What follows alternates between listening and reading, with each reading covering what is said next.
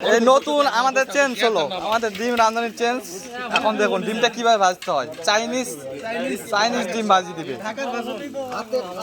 ঢাকা গুলশান। ওরে বাংকানার ভাতে থালের লাগান ডিম ভাজিচ্ছে আমাদের চন্দন বাবু।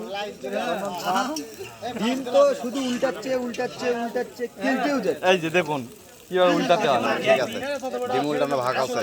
ডিম না না, এটা সবাই পারবে না। ডিম উল্টানো ভাগ আছে। এটা হলো মাস্টার শিখেছে।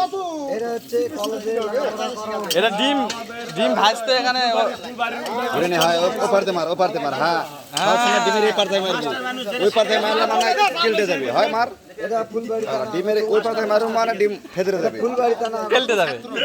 এখন বর্তমান ডিম মানে খাড়ি পা থেকে আছে এটা সে খুব সুন্দর ডিম ভাজিচ্ছে, পাল্টে তৈরি করে দিচ্ছে ডিমটাকে। লবণ দিলে রং দিত না, রং দিলে লবণ দিত না, ওনার জন্য আরেকজন রেডি করা রয়েছে।